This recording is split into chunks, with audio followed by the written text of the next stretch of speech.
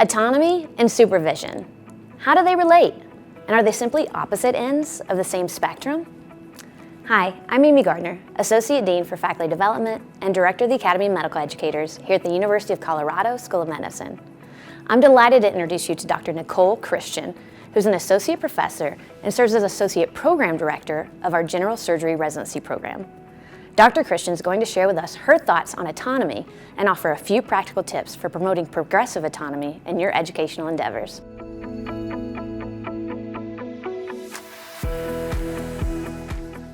Our goal as educators is to ensure that our learners are making appropriate progress to be adequately prepared for unsupervised work once they finish training.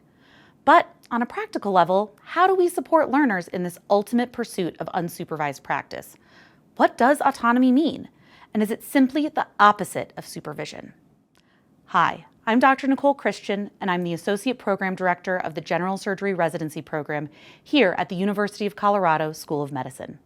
And today, I hope to share some clarity and practical strategies to help you promote autonomy in the clinical environment among your learners. First, some construct clarity. What is autonomy? It's all too common for autonomy to be pitted against supervision as if they were two ends of a continuum, with the goal of moving from one end of the spectrum to the other during training. Unfortunately, this depiction fails to acknowledge that autonomy and supervision can and should coexist. The ideal learning environment provides learners autonomy even while they are being supervised. Graded autonomy is ideally negotiated over time between the clinical supervisors and learners, balancing learner competence and readiness, learning needs, workplace needs, and patient safety. And now that we know that they can and should coexist, how can we ensure that we're maximizing opportunities for both autonomy and supervision to support the development of our learners? Let me offer a few tips. First, gather info on day one. When a new learner joins your service, gather information about where they are on the spectrum of skill and experience. Ask questions like, what experiences have you had so far? What are your goals for this month? Or what learning gaps would you like to address during our time together? These questions can give you great insight into where your learner is and where to focus your initial levels of supervision. Next, loosen the reins. Provide appropriate scaffolding and gradually withdraw that scaffolding as the learner develops competence and gains confidence.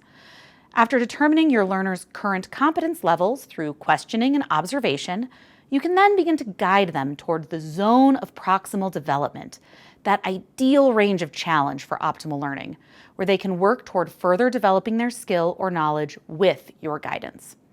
Offer to have them take the lead on the next step or part of the procedure, letting them know you'll be there to back them up if needed. Next, let the learners take the lead.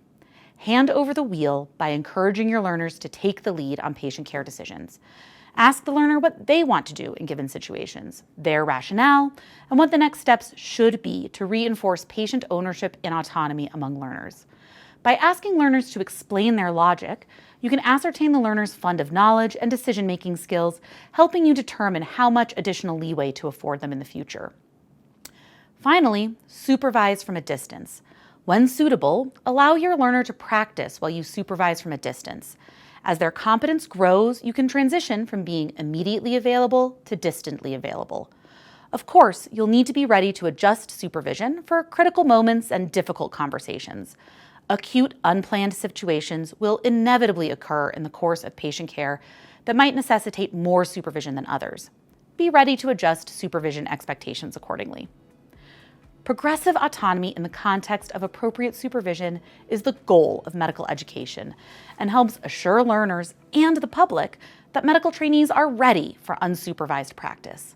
With these 4 tips, I hope you'll be able to choose levels of supervision that meet both your learner's educational needs and the patient's medical needs.